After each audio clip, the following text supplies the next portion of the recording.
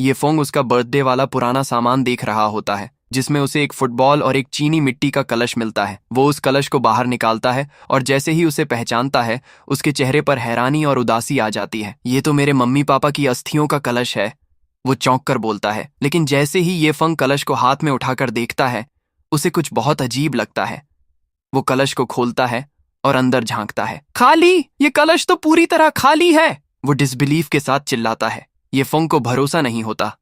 वो सोचने लगता है, ये दोनों कलश साफ भी नहीं किए गए हैं।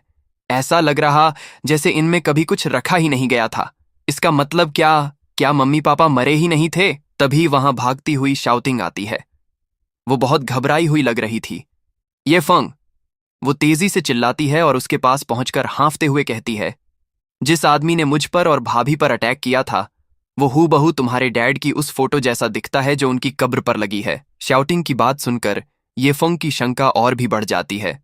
वो मन ही मन सोचता है, अगर वो रहस्यमयी इंसान सच में मेरे डैड हैं, तो उन्होंने मास्टर को क्यों मारा? और इन 5 सालों में उन्होंने मास्टर के नाम का इस्तेमाल करके वांग फैमिली की मदद क्यों की और एसयू फैमिली को नुकसान क्यों पहुंचाया? शाउटिंग की नजर भी उन खाली कलशों पर जाती है और वो बोलती है, कहीं ऐसा तो नहीं कि तुम्हारे मम्मी पापा अभी भी जिंदा हैं? ये फंग को एक पुराना दिन याद आ जाता है। वो थोड़े भारी मन से कहता है, उस वक्त मैं बहुत टूट गया था। मम्मी पापा का फ्यूनरल उनके दोस्तों ने करवाया था। मैंने बस कलश को दफनाते हुए देखा था और कुछ भी नहीं। तब शाउटिंग उसे इस उलझन से निकलने का रास्ता बताती है। वो थोड़ी टेंशन में बोलती है, ये फंग, सबसे पहले हमें उन लोगों को ढूंढना होगा जिन्होंने तुम्हारे मम्मी पापा का फ्यूनरल करवाया था। फिर एक एक करके उनसे उस साल की सच्चाई निकलवा सकते हैं। ये फंग को उसकी बात सही लगती है। वो तुरंत फैसला लेता है और सीरियस होकर कहता है, हम ये मामला तुम पर छोड़ता हूं, जाओ और इसे तुरंत संभालो। जी, शाउटिंग ने कहा। कहीं और एक आवाज सू युन को जगाती है। सू युन, जागो! सू युन की आंखें खुलती हैं। वो लाल और हैरान थीं। वह चौंक कर उठती है और खुद को ये फंग, ये शन की बाहों में पाती है।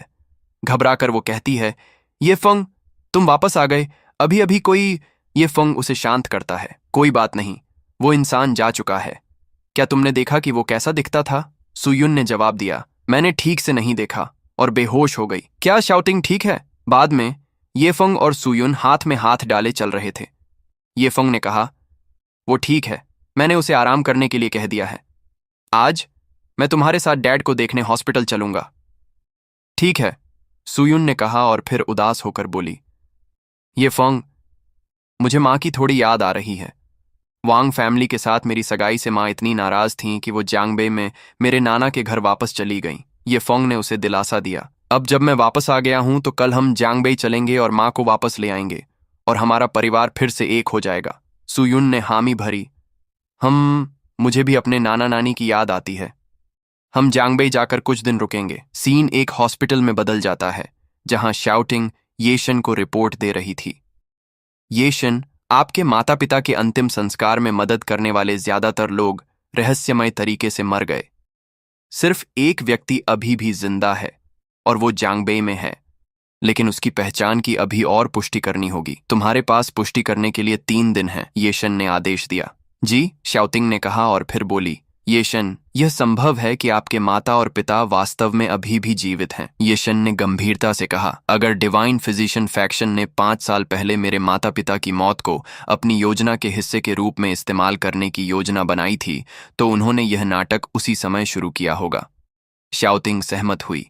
हाँ, अगर आपके माता पिता अभी भी जिंदा होते तो इन दोस्तों को मारकर उन्हें चुप कराने की कोई जरूरत नहीं होती। ये शन ने अपनी सोच बताई। मेडिकल स्किल्स के जरिए किसी व्यक्ति का हुलिया बदलना मुश्किल नहीं है। अगर वह वांग फैमिली को धोखा देने के लिए उस बूढ़े आदमी का वेश धारण कर सकता है, तो वह मुझे जाल में फंसाने के लिए आसानी से मेरे पिता का वेश भी धारण कर सकता है। उसने फैसला किया, जांगबे में जो एक व्यक्ति अभी भी जिंदा है वह बहुत महत्वपूर्ण है। मैं अभी वहां जाऊंगा। जैसे ही येशन जाने वाला था, उसका फोन बजा। सुयुन ने पूछा, क्या हुआ? डायरेक्टर लियू ने तुम्हें क्यों फोन किया? येशन ने बताया, वह अभी एक कंसल्टेशन के लिए शहर से बाहर हैं और उन्हें एक मरीज मिला है जिसकी हालत बहुत जटिल है। वह चाहते हैं कि मैं जाकर उसकी जांच करूं। सुयुन ने चिंता से कहा, अगर डायरेक्टर लियू भी इस स्थिति को नहीं संभाल पा रहे हैं तो यह बहुत गंभीर मामला होगा। तुम्हें जल्दी जाना चाहिए। ये शेन ने सुयुन का हाथ पकड़कर उसे समझाया। मैं शाउटिंग से तुम्हें जांगबई ले जाने के लिए कहूंगा। मैं मरीज को बचाने के बाद तुम्हें लेने आऊंगा। ठीक है, सुयुन ने कहा। ये शेन शाउटिंग की तरफ मुड़ा और निर्देश दिया, जांगबई जाओ, अपनी सिस्टर इन लॉ का ध्यान रखना। जांगन सिटी पीपल्स हॉस्पिटल के गेट पर डायरेक्टर लियू और अन्य डॉक्टरों ने ये शेन का स्वागत किया। डायरेक्टर लियू ने कहा, ये शेन, यात्रा थका देने वाली थी, आपकी मेहनत के लिए धन्यवाद। डायरेक्टर लियू, आप बहुत विनम्र हैं। मरीज कहाँ हैं? जल्दी चलते हैं, ये शेन ने कहा। एक अन्य डॉक्टर ने तिरस्कार से ये शेन को देखा और सोचा, मुझे लगा कोई बहुत जरूरी इंसान आ रहा है, लेकिन यह तो कुछ ऐसा निकला। आईसीयू वार्ड के अंदर एक मोटा आदमी बिस्तर पर बेहोश पड़ा था।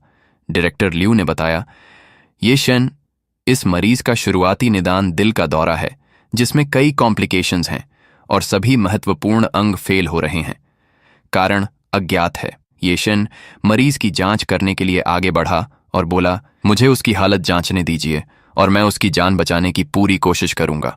तभी एक घमंडी डॉक्टर ताना मारा, हम्फ, पूरी कोशिश करूंगा? क्या इसका मतलब यह है कि अगर तुम उसे नहीं बचा पाए तो यह तुम्हारी गलती नहीं है? क्या इसी को डिवाइन फिजिशियन कहते हैं? डायरेक्टर लियू गुस्से में चिल्लाया, डायरेक्टर जियांग, मैं ये शेन को सिर्फ तुम्हारे कहने पर यहाँ लाया था। अब जरा उस हिसाब से थोड़ी तो इज्जत दिखाओ। तभी डायरेक्टर जांग आगे बढ़ा, फिर उसने ये शेन से माफी मांगते हुए कहा, डिवाइन फिजिशियन, दिल पर मत लीजिए। ये डॉक्टर डिंग हुई बस एक ईमानदार इंसान है, जो मन में आता है कह देता है। ये शेन ने मरीज का हाथ पकड़कर आत्मविश्वास से मुस्कुराते हुए कहा, मैं इसे दिल पर नहीं ले रहा हूँ। मैं उसका बाप नहीं हूँ। उसके तौर तरीकों की कमी का मुझसे कोई लेना देना नहीं है। डिंग हुआ, जो गुस्से से आग बबूला हो रहा था, और उसने अपनी उंगली हमारे हीरो ये फंग की तरफ कर रखी थी। डिंग हुआ चिल्लाता है, तुम किसे गंवार बुला रहे हो? अपनी बात साफ साफ समझाओ। ये फंग बिल्कुल शांत खड़ा है। वह डिंग हुआ को देखता है और एक अजीब सी मुस्कान के साथ कहता है, तो फिर मुझे डैड बुलाओ। ये सुनकर डिंग हुआ का दिमाग ही घूम जाता है। वह हैरानी से पूछता है, मैं तुम्हें डैड क्यों बुलाऊं? अब ये फंग अपनी शातिर मुस्कान को और चौड़ा करते हुए कहता है, तुमने मुझसे साफ साफ समझाने को कहा कि तुम गंवार कहाँ हो। मैं तुम्हारा बाप नहीं हूं। मैं तुम्हारी परवाह क्यों करूं? ये बेइज्जती सुनकर डिंग हुआ का चेहरा गुस्से से लाल हो जाता है और वह गाली देने ही वाला होता है। यूं मदरफ की एक सीनियर डॉक्टर डायरेक्टर जांग बीच में आ जाते हैं। डायरेक्टर जांग उसे डांटते हुए कहते हैं, डिंग हुआ, अगर तुमने बकवास करना बंद नहीं किया तो बाहर निकल जाओ। इसी बीच ये फंग बड़ी शान से अपनी चांदी की सुइयों, एक्यूपंक्चर नीडल्स का सेट निकालता है। डिंग हुआ अपनी अकड़ में रहता है।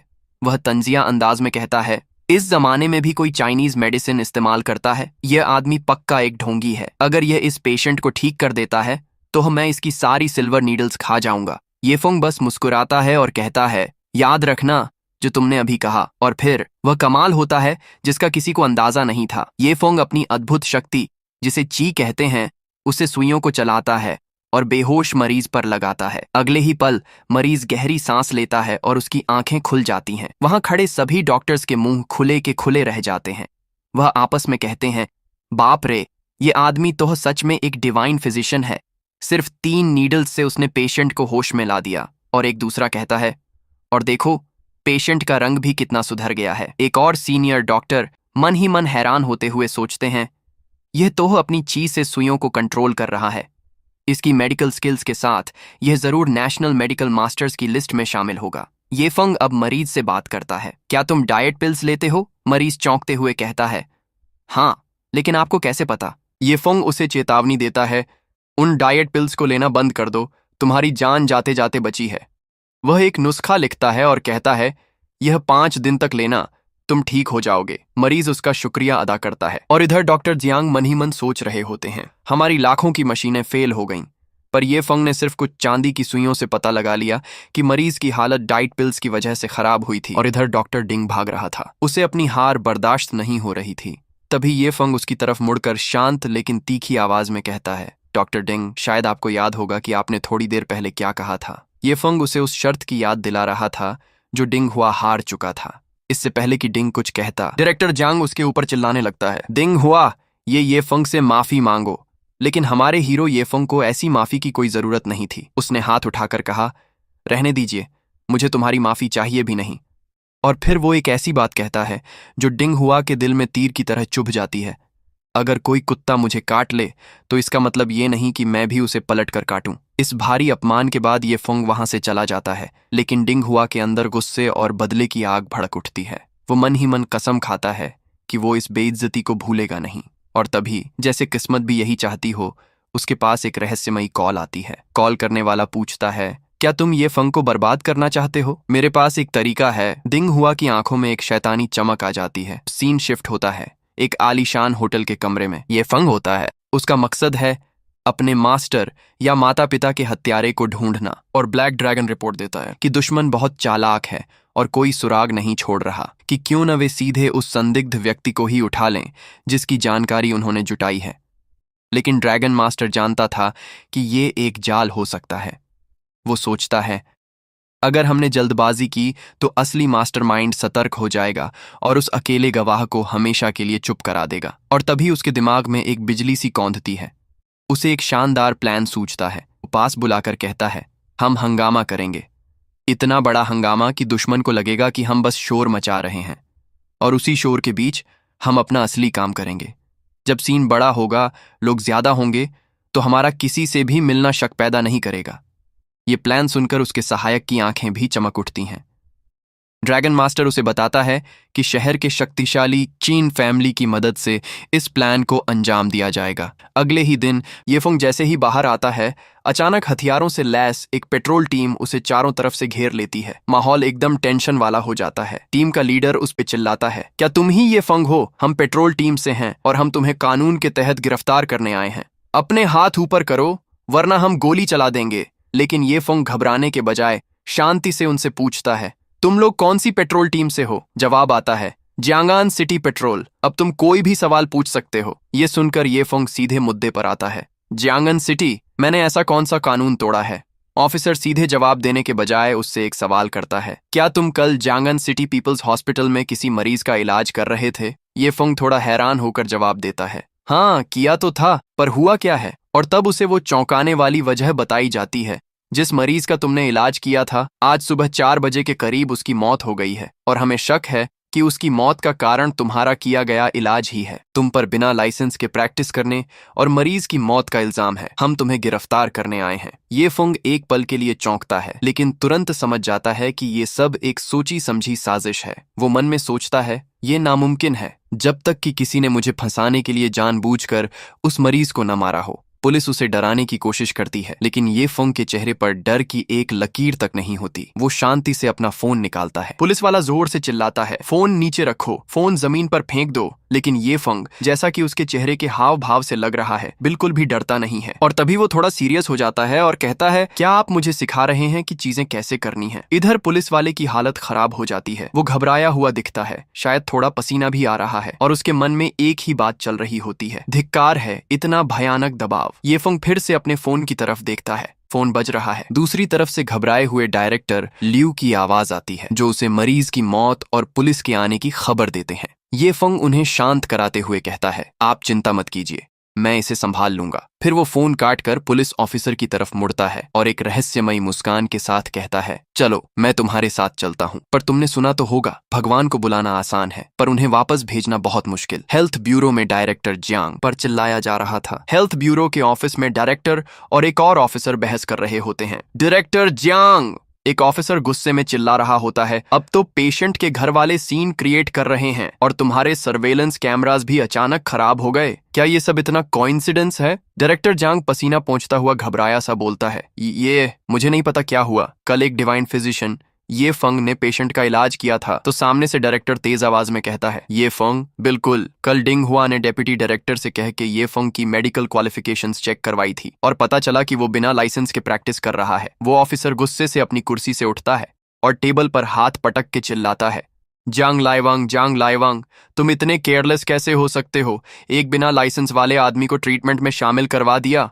डायरेक्टर जांग घबरा के बोलता है, डायरेक्टर, उस आदमी को मैंने नहीं बुलाया था, उसे ल्यू युअनहोंग ने बुलाया था। इसमें मेरा कोई लेना देना नहीं है। और वैसे भी ये फंग ने पेशेंट को चाइनीज मेडिसिन प्रिस्क्राइब की थी, मुझे लगता है प्रॉब्लम वहीं से आई है। तभी डायरेक्टर जोर से बोलता है, मैं तुरंत जियांग सिटी हेल्थ ब्यूरो को एक लेटर भेजता हूँ इन्वेस्टिगेशन में मदद के लिए, और जैसे ही ऑटोप्सी का रिजल्ट आता है मुझे तुरंत रिपोर्ट दो। डायरेक्टर जियांग घबरा के बोलता है, ओके डायरेक्टर। सीन शिफ्ट होता है Jiang and city petrol bureau interrogation room. ये फंग को इंटेरोगेशन रूम में लाया जा चुका होता है, जहां उसे रस्सी से बांध दिया गया होता है। एक ऑफिसर आके कहता है, ये फोंग कोई तुमसे मिलना चाहता है। और तभी डिलीवरी बॉय एंटर करता है। उसे देखकर ये फोंग थोड़ा मुस्कुराता है और कहता है, लगता है मेरी सोच गलत नहीं थी, वाकई तुम ही हो। वो बंदा हैरान होकर पूछता है, तुम्हें कैसे पता चला कि मैं तुमसे मिलने आया हूँ? ये फोंग शांत लेकिन कॉन्फिडेंट वॉइस में बोलता है, अगर मैं इतना भी नहीं समझ पाता तो क्या तुम्हें लगता है मैं इतनी आसानी से पकड़ा जाता? फिर ये फंग एकदम से रस्सी तोड़ देता है और कहता है, मैं बस इतना कह सकता हूँ, तुम सच में स्टूपिड हो, खुद ही अपने पैरों पे कुल्हाड़ी मारने आ गए। वो डिलीवरी बॉय डर के भागने लगता है, लेकिन ये फंग उसे तुरंत पकड़ लेता है, गले से पकड़ के पूछता है, वो आदमी अब कहाँ है? वो घबराया हुआ बोलता है, मैं बता दूंगा, मैं तो सिर्फ मैसेज डिलीवर कर रहा हूँ, यकीन करो मुझे। ये फंग थोड़ा और गुस्से में कहता है, पिछली बार पार्सल डिलीवर किया था, अब मैसेज? तुम्हें लगता है मैं पागल हूँ? वो बंदा और भी ज्यादा घबरा जाता है। मैं वाकई झूठ नहीं बोल रहा। ये फंग उसे जमीन पर फेंक देता है और ठंडे लेकिन इंटेंस टोन में कहता है, बताओ अब किसका मैसेज लेकर आए हो? वो बंदा गला साफ करता है और फाइनली बोलता है, मेरे मास्टर ने कहा है अगर तुम वो ब्लड कलर्ड बुद्धिस्ट बीड दे दो तो उस पेशेंट की मौत का इल्जाम तुम पर नहीं आएगा, वरना चाहे तुम्हारी आइडेंटिटी स्पेशल हो और स्टेटस हाई हो, इस बार बचना मुश्किल होगा। आखिर किसी की जान गई है, वो चाहता है तुम इस पे सोचो और फिर जवाब दो। ये फंग हल्की सी मुस्कान के साथ कहता है, ओ, तो पूरा ड्रामा सिर्फ उस ब्लड कलर्ड बुद्धिस्ट बीड के लिए था। और आगे वो कहता है, उसे चाहिए तो इसमें दिक्कत क्या है, मैं देने से मना नहीं कर रहा। तो सामने वाला बंदा हाथ आगे बढ़ाता है और कहता है, तो फिर दे दो मुझे वो बीड। लेकिन ये फंग एकदम ठंडे अंदाज में बोलता है, खुद आए तब दूंगा, जब तक वो खुद मुझसे मिलने नहीं आता मैं बीड नहीं दूंगा। तभी वो बंदा खड़ा होकर कहता है, अगर ऐसा है तो फिर और बात करने की जरूरत नहीं है, सही है, लेकिन तुम्हें अपनी करंट सिचुएशन के बारे में अच्छे से सोच लेना चाहिए। ये फंग सीधा घूरते हुए जवाब देता है, मुझ पर चाल चलने के लिए तुम लोगों की नज़र में इंसानी जान की कोई कीमत ही नहीं है क्या? तभी पीछे से वो बंदा बोलता है, मैं बस इतना कह सकता हूँ, कभी कभी लोग भूतों से भी ज्यादा डरावने होते हैं, और जिसको उसकी जान चाहिए वो मेरा मास्टर नहीं है। ये फंग शांत लहजे में कहता है, तुम जा सकते हो। और मन ही मन सोचता है, उस पेशेंट से जुड़ा हुआ कल मुझसे टकराव सिर्फ एक ही इंसान का हुआ था। ये फंग कुर्सी पर बैठ जाता है और मन में चल रहा होता है, जहां तक मास्टरमाइंड की बात है, जो ये ब्लड कलर्ड बुद्धिस्ट बीड मांगने आया है, जो मेरे मास्टर ने मुझे दिया था, वो इंसान मेरे पिता बिल्कुल नहीं हो सकते। तभी तो उसने सिर्फ शॉटिंग को, जिसने मेमोरियल फोटो देखी थी, मिलने दिया, सुयुन को मिलने नहीं दिया, क्योंकि उसे डर था कि वो पकड़ा जाएगा। और सीन कट होता है। अब हम देखते हैं डायरेक्टर ल्यू को, जो गुस्से में कह रहा होता है, तुमने हॉस्पिटल की सर्वेलेंस खराब होने की इन्वेस्टिगेशन नहीं की, बल्कि पूरा ध्यान ऑटोप्सी पर डाल दिया। क्या ये साफ साफ डिवाइन फिजिशियन ये फंग पर शक जताना नहीं है? और आगे से रिपोर्ट दी जाती है, पेशेंट की मौत हुई थी अक्यूट किडनी फेलियर से, जो हुआ था ड्रग पॉइजनिंग की वजह से। और टेस्ट के बाद पता चला कि उस ड्रग का नाम था मस्क। डायरेक्टर ल्यू भी एकदम शॉक्ड रह जाता है और तभी डायरेक्टर ल्यू से पूछता है, डायरेक्टर ल्यू, ये जो हर्बल मेडिसिन मस्क है, ये तो उसी प्रिस्क्रिप्शन का हिस्सा है जो उस सो कॉल्ड डिवाइन फिजिशियन ये फंग ने दी थी। तभी डायरेक्टर ल्यू गुस्से में चिल्लाता है, जंग लाइवंग, मेरी इज्जत पे कीचड़ उछालना बंद करो। लेकिन सामने वाला भी पीछे नहीं हटता। लियू युन होंग, अब तो तुम भी इस जिम्मेदारी से बच नहीं सकते। जियांग आगे बोलता है, ये मामला अब हेल्थ ब्यूरो तक पहुंच चुका है, ऑफिशियल अनाउंसमेंट भी हो चुका है, और अब तो जनता भी भड़क गई है। तुम्हारा वो डिवाइन फिजिशियन हे। और तभी डायरेक्टर ल्यू अपने फोन की स्क्रीन देखता है और गहरी सांस लेते हुए कहता है, पब्लिक ओपिनियन इतनी तेजी से फैल गई, मैंने सोचा भी नहीं था। मैंने तो डिवाइन फिजिशियन ये फंग को ही फंसा दिया। बिना लाइसेंस के इलाज करना, इंसानी जिंदगी को कुछ न समझना, अब तो मुकदमा चलेगा ही चलेगा। और फिर वो गुस्से में बड़बड़ाता है, डिवाइन फिजिशियन ये फंग, अब मुझसे टक्कर ले रहे हो, खा जाओ अब तुम अपनी अकड़, इस बार देखता हूं कैसे बचते हो, बस इंतजार करो। गोलियां चलेंगी। दिंग हुआ फोन देख रहा होता है, तभी उसे किसी की आवाज सुनाई देती है। उधर डायरेक्टर लियू और कुछ और डॉक्टर्स को वहां लाया जा रहा होता है, और तभी हॉस्पिटल के बाहर अचानक से ऑफिसर्स भी पहुंच जाते हैं। उनके हाथों में गन्स होती हैं और मिलिट्री टैंक्स तक हॉस्पिटल के बाहर आ चुके होते हैं। ये सब देखकर डिंग हुआ घबरा जाता है और पूछता है, डायरेक्टर जियांग, ये सब क्या हो रहा है? हमारी हॉस्पिटल को मिलिट्री ने चारों तरफ से क्यों घेर लिया? डायरेक्टर जियांग भी घबराया हुआ बोलता है, मुझे क्या पता। सीन कट होता है म्यूनिसिपल कॉम्पाउंड कॉन्फ्रेंस रूम में, और वहां सबको गुस्से में डांटा जा रहा होता है। तुम सब लोग क्या घास चरने आए थे? तुम लोगों की जगह अगर कुछ गूंगे कुत्ते भी रख देते तो भी शायद बेहतर काम करते। एक बंदा हिम्मत करके पूछता है, कमांडर ली, आखिर हुआ क्या है? कमांडर ली पूरे गुस्से में बोलता है, अब तुम मुझसे पूछ रहे हो कि क्या हुआ? आज पूरे जांगन सिटी के मीडिया में बस एक ही बात हो रही है, समझे? क्या उस आदमी की बैकग्राउंड बहुत ज्यादा खास है? कमांडर ली गुस्से में चिल्लाता है, खास? तुम क्या समझे? ये बियॉन्ड एक्स्ट्रॉर्डिनरी है। तुम जैसे कुछ पिग ब्रेन्स की वजह से पूरी जांगन सिटी तबाही के मुहाने पर आ गई है। सिर्फ तुम क्या, मैं भी उसके जूते उठाने लायक नहीं हूं। वो बंदा घबराते हुए बोलता है, कमांडर ली, ये सब डिंग चिशेंग ने किया है, जो म्यूनिसिपल हेल्थ ब्यूरो का डायरेक्टर है। वही इस मामले को लेकर बहुत बेचैन और जोर दे रहा था। अब लगता है जरूर कोई गड़बड़ है। कमांडर ली पूछता है, उस आदमी को कहां बंद किया है? म्यूनिसिपल डिसिप्लिनरी इंस्पेक्शन ब्यूरो में। कमांडर ली गुस्से में बोलता है, डिंग चिशेंग को तुरंत वहां बुलाओ, अब हम वहीं चलेंगे। सीन कट होता है इंटेरोगेशन रूम में, म्यूनिसिपल डिसिप्लिनरी इंस्पेक्शन ब्यूरो में। कमांडर ली अंदर आता है और ये फोंग के सामने रिस्पेक्टफुली सल्यूट करता है। हेलो मास्टर ये, मैं हूं ली जियांगवांग, सदर्न रीजन वॉर डिपार्टमेंट का सुप्रीम कमांडर।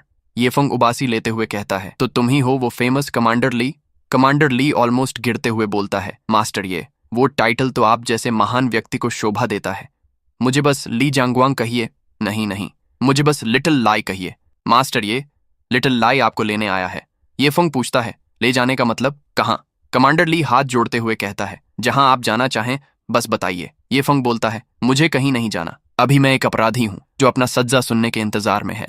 ये सुनकर कमांडर ली ऑलमोस्ट रोने लगता है। मास्टर ये, हम आपको सजा कैसे दे सकते हैं? ये फोंग कहता है, नहीं, हिम्मत दिखाओ और मुझे सजा दो। मौत की भी सजा मंजूर है। कमांडर ली पीछे चिल्लाता है, म्यूनिसिपल डिसिप्लिनरी इंस्पेक्शन ब्यूरो का डायरेक्टर कौन है? सामने आओ। डायरेक्टर आता है और कमांडर ली उस पर भड़क उठता है, तुम्हें किसने कहा था मास्टर ये को गिरफ्तार करने को?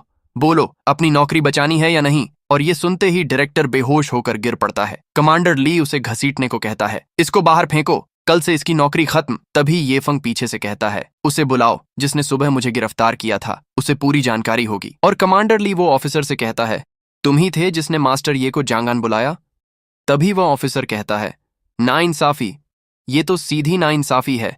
मुझे भी एक रिपोर्ट मिली थी और ब्यूरो के लीडर्स ने अरेस्ट वारंट पर साइन किया था, तभी तो मैंने टीम को लीड करते हुए गिरफ्तारी की। तभी ये फेंग पूछता है, मैंने तुम्हें यहां बुलाया है ये पूछने के लिए, इस केस की रिपोर्ट किसने की थी? तो ऑफिसर थोड़ा घबराया हुआ कहता है, इस केस की रिपोर्ट जियांगन सिटी पीपल्स हॉस्पिटल के एक डॉक्टर ने की थी, नाम है डिंग हुआ। ये फेंग शांति से कहता है, तो वाकई वही था। कमांडर आदेश देता है, 20 मिनट में डिंग हुआ को लेकर मेरे सामने पेश करो। सीन कट होता है डिंग हुआ के ऑफिस में। डिंग हुआ बोल रहा होता है, ऑफिशियल्स ने तो कहा था रिजल्ट बताएंगे, अभी तक कुछ अपडेट ही नहीं।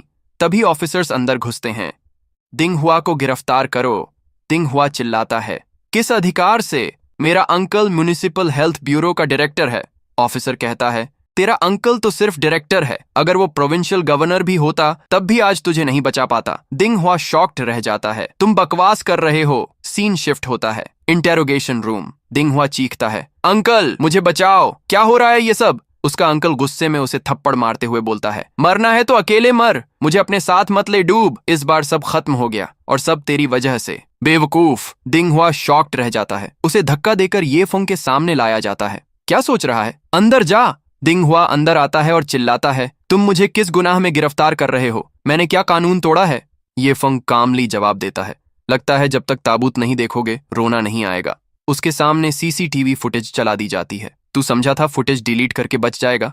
देख, ये रहा सबूत। फुटेज में साफ दिख रहा होता है कि डिंग हुआ ने ही मरीज को मारा था। वो हक्का बक्का रह जाता है, मैंने तो डिलीट कर दिया था। ये कैसे? ये फोंग कमांडर ली से कहता है, अब ये तुम्हारे हवाले है, इसे सख्ती से सजा दो ताकि उस मरे हुए की आत्मा को शांति मिले। कमांडर बोलता है, चिंता मत करो मास्टर, ये आज के आज मैं इसे निपटा दूंगा। दिंग हुआ घुटनों पर गिर जाता है। प्लीज मुझे मत मारो, मैं पैसे दे दूंगा, जो कहो दूंगा। ये फंग गुस्से में कहता है, उस मरीज ने भी तो नहीं मरना चाहा था। दिंग हुआ कहता है, मैं मुआवजा देने को तैयार हूं, उसके परिवार को जो अमाउंट चाहिए मैं दूंगा। ये फंग उसे खींच के एक जोरदार लात मारता है। जिंदगी की कोई कीमत नहीं होती तो फिर इसकी भरपाई भी जिंदगी से ही होगी। कमांडर चिल्लाता है, इसको घसीटो बाहर।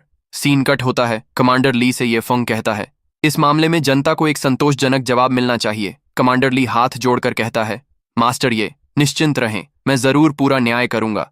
तभी ये फंग का फोन बजता है। कॉल सुयुन का होता है। ये फंग पूछता है, सुयुन तुम रो क्यों रही हो? वो रोते हुए जवाब देती है, ये फंग, ये लोग बहुत ज्यादा ज्यादती कर रहे हैं। मैं और माँ अब और एक पल भी यहाँ नहीं रह सकते। प्लीज हमें जांगदू वापस ले चलो। ये फंग का चेहरा सीरियस हो जाता है। डरो मत, मैं अभी आता हूँ। सीन कट होता है। जांगबे सिटी, यांग फैमिली ओल्ड रेजिडेंस। ये फंग अंदर जाता है लेकिन उसे रोका जाता है। तू जानता है ये किसका घर है? यहाँ कोई ऐसे ही आ जाता है क्या? निकल बाहर। ये फंग कामली जवाब देता है, ये यांग फैमिली का घर है और यांग छियनशुन मेरी बीवी का नाना है। अब बोल, मुझे यहाँ आने का हक है या नहीं? वो बंदा हंसते हुए बोलता है, तेरी शक्ल देख के तो नहीं लगता कि तेरी बीवी ओल्ड मैडम यांग की नातिन हो सकती है। मेरे हिसाब से तेरी बीवी भी तेरे जैसी ही होगी। कचरा। ये फंग सीधा उसे खींच के एक पंच मारता है। क्या तुझे मरना है? वो उड़ता हुआ दूर जा गिरता है। बाकी लोग आ जाते हैं। तू कौन है बे? यहाँ लोगों को चोट पहुंचा रहा है। जानता है ये जगह क्या है? ये फंग बोलता है, मैं यहाँ अपनी बीवी सुयुन और सासू माँ को लेने आया हूँ। लेके जाऊंगा और चला जाऊंगा।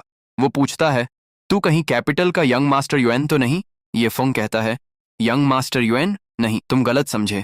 तभी वो बंदा एटीट्यूड में आ जाता है, समझ गया, तुझे पता चला कि सुयुन की आज सगाई है तो तू जानबूझ के ट्रबल करने आया है। ये फंग अंदर ही अंदर गुस्से में सोचता है, यंग फैमिली ने सुयुन की एंगेजमेंट सेरेमोनी भी फिक्स कर दी। गुस्से में अपनी एनर्जी रिलीज करते हुए बोलता है, यंग फैमिली, तुम लोग तो हद से भी ज्यादा आगे निकल गए हो। उसका प्रेशर देखकर एक आदमी खून की उल्टी कर देता है। एक और लड़का अपने बाप से कह रहा होता है, डैड, सुयून वाकई काफी आकर्षक निकली। उसका बाप जवाब देता है, अफसोस, बस यूएन फैमिली है। अगर कैपिटल की लिन फैमिली होती तो बात कुछ और होती। वैसे सुयुन कहाँ है? वो लड़का चिल्लाता है, मैंने किसी को भेजा था उसे बुलाने, अब तक क्यों नहीं आई? खुद जाकर लाता हूँ। उस लड़के का नाम यांग चैन होता है। वो सुयुन को जबरदस्ती खींचकर ला रहा होता है। सुयुन चिल्ला रही होती है, यांग चैन मुझे छोड़ो। वो जवाब देता है, इतना वक्त लग गया, तुझे बुलाया और तू आई नहीं। सुयुन गुस्से में बोलती है, अंकल तूने तो बस मुझे अपने फायदे के लिए इस्तेमाल किया है, प्रमोशन और पैसा कमाने के लिए। तभी एक बूढ़ा उसे थप्पड़ मार देता है। बदतमीज लड़की। तभी एक आदमी दौड़ता हुआ आता है। मास्टर, एक आदमी ये फंग नाम का अंदर घुस आया है। ये सुनकर सुयुन बाहर दौड़ती है। ये फंग आ गया। उसकी माँ रोकने की कोशिश करती है, यूनेर, लेकिन सुयुन भागती हुई ये फंग से जा लिपटती है। ये फंग उसके गाल का निशान देखकर पूछता है, किसने मारा तुम्हें? तभी वो बूढ़ा आगे आता है और कहता है, मैंने मारा। क्या तू अब बदला लेना चाहता है? और हाँ यार, इसी के साथ ये चैप्टर तो खत्म हो गया है। आगे क्या होता है वो हम अगले पार्ट में एक्सप्लेन करेंगे। और हाँ, तुम लोग भी अगर कोई इंटरेस्टिंग चाइनीज मैन हुआ जानते हो तो कमेंट्स में जरूर सजेस्ट करना।